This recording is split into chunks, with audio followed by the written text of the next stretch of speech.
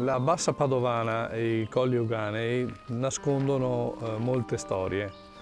Alcune di queste sono state dimenticate, come quella delle cave che 50 anni fa minacciavano questo splendido ambiente.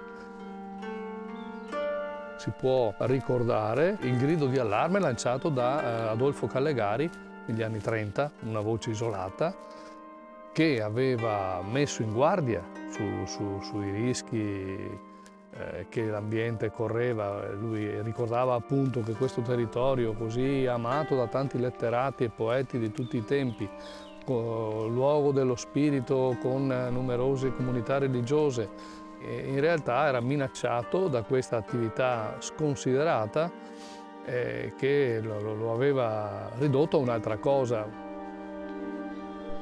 Però adesso è un esempio di come si può ripensare a questo spazio. Tanto vediamo che la natura sta lentamente ritornando, sta rigenerando, sta rinverdendo il pendio, ma soprattutto si sono aperti degli spazi che possono prestarsi a tante destinazioni di tipo ricreativo, culturale. Si possono fare tante cose in questo luogo.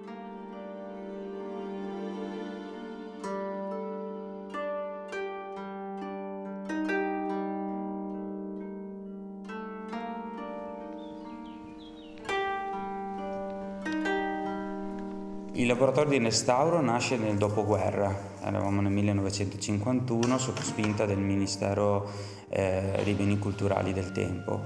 Si occupa del restauro di beni culturali cartacei e membranacei. Ho fatto uno stage qui in laboratorio durante il quarto anno del liceo. Durante anche il percorso triennale che ho fatto a Venezia mi sono resa conto che la strada sarebbe stata quella del restauro della carta. Ho fatto un ulteriore stage qui in laboratorio e alla fine insomma sono diventata parte dello staff del laboratorio stesso.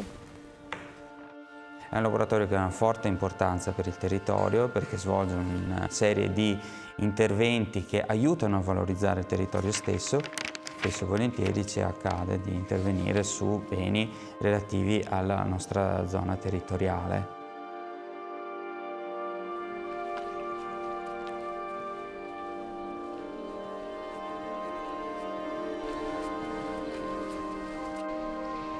Dopo il liceo scientifico ho deciso di studiare infermieristica e mi sono anche laureata per poi non praticare mai perché sapevo perfettamente che non era un lavoro che mi dava la possibilità di essere molto creativa.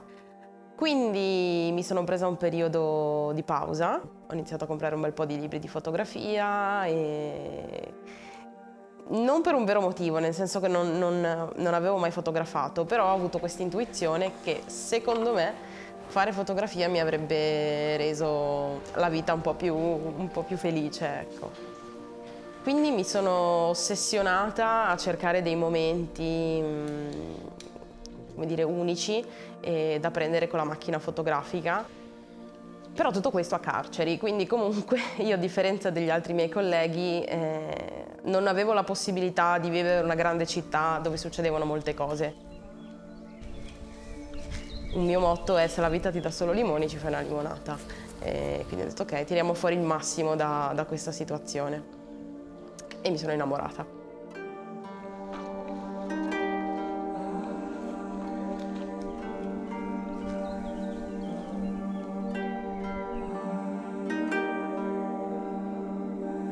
Dopo che erano spariti 4 piccoli colli tra Monselice e Baone, si intuiva bene che bisognava fare qualcosa. E partì da un gruppo di giovani, partì dal basso, è una storia esemplare proprio per questo, perché ci sono i giovani protagonisti che si riuniscono in un primo comitati che poi diventeranno 10 in pochi anni, e che cominciano a contrastare, a denunciare questo scempio e a cercare le alleanze giuste con una politica coraggiosa e con anche la stampa locale, ma soprattutto la grande stampa nazionale. La forza di questi comitati di giovani fu quella di supportare l'attività della politica, per esempio portando in Senato, a Palazzo Madama, dei grandi pannelli per far vedere ai senatori cosa stava succedendo in questo ambiente. L'importanza di questa legge è fondamentale perché è stata la prima a far capire che la tutela era necessaria per un ambiente che è fragile ma che se protetto poteva dare grandi opportunità.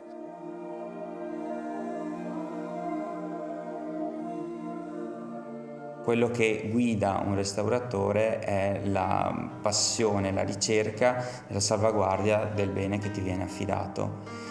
Per cui ogni libro, ogni manoscritto, ogni opera che ci viene affidata ti dà ovviamente tutta una serie di emozioni che porti dietro durante l'intervento di restauro ed è questa la parte interessante, no? Per cui c'è una bella interazione tra sé e l'opera su cui vai a intervenire.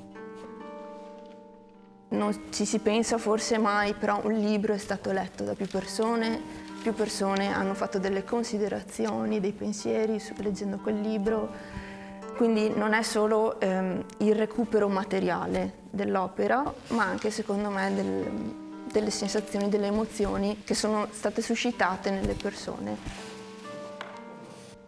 Io porto sempre l'esempio di una piastrina militare, di un ragazzo di 18 anni che è morto sul massiccio del Grappa e mi sono un po' immedesimata in questo ragazzo e ho pensato se io a 18 anni fossi partita per questo conflitto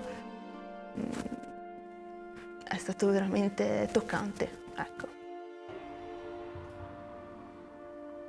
In quel periodo ogni tanto appunto frequentavo Padova perché avevo molti amici dall'università ed era successo che alcuni amici erano venuti a Carceri e sembravano come se li avessi portati in un posto ai confini del mondo, erano incantati dalle cose che vedevano e quindi ho iniziato a guardare Carceri e dintorni, quindi Ponzo, Bresega, con gli occhi di una persona che vive in città. La mia sfida era fare foto instagrammabili a Carceri, però volevo rendere il tutto in chiave molto più ironica, ecco. E quindi alla foto instagrammabile mettevo un detto veneto e subito si sentiva questo contrasto tra il detto veneto, che diciamo è la tradizione, sono le nonne, ecco, e i social con queste foto super colorate, molto cinematiche ed emozionanti. E da qui poi è nato il nome haiku, proprio per dire che questi proverbi sono molto simili a delle poesie, in senso ironico ovviamente, giapponesi, brevi. La memoria per il territorio è assolutamente indispensabile e importante. Se pensiamo di conservarla senza conservare dove è stata riportata la memoria, ci sbagliamo di grosso. Il monastero con i monaci e tutte le persone che ovviamente facevano riferimento e lavoravano per il monastero sono state parte attiva per la creazione e la salvaguardia e la modificazione anche del territorio. Io sono molto felice e convinta di vivere e rimanere qui. È bello portare avanti la passione che si ha, portarla avanti nel territorio in cui si è nati e in cui si vive. Se partissimo tutti e andassimo tutti da un'altra parte si perderebbe l'identità. Spesso vado a camminare, vado per gli argini e mi piacciono questi spazi aperti, infiniti, distesi di campi e il paesaggio cambia di mese in mese, quindi dall'estate all'inverno che c'è una grande nebbia, all'estate dove invece sembra di stare in California a volte. Ci tengo molto a far valere anche i posti dove sono nata. Specialmente la Bassa Padovana, che è una di quelle zone del Veneto dove spesso viene snobbata, tipo ma cosa avete a parte la nebbia? E quindi io invece voglio proprio rivendicare questi posti e dire a tutti quanto sono belli, che si sta bene vivere qui e quindi quando posso cerco di fotografarli al meglio che posso. La legge è stata approvata nel 1971, nel 1997. Fu firmata da Giuseppe Romanato e Carlo Fracanzani. 18 anni dopo è stato istituito il Parco Naturale Regionale dei Colli Euganei. In 18 anni si è passati dallo sfruttamento alla valorizzazione. Valorizzazione vuol dire anche un turismo sostenibile. Pensiamo non solo alle passeggiate culturali con sosta magari nelle ville, che sono tante, nelle cantine, ma pensiamo anche alle gite in barca lungo il canale Battaglia, a certe escursioni in bicicletta, c'è un anello ciclabile, ma occorre pazienza, occorre impegno, occorrono investimenti, perché questi luoghi, secondo me, possono sicuramente ambire una nuova vita, un riutilizzo, esprimono un fascino che è unico. C'è un rapporto diverso adesso tra chi frequenta i colli e la natura.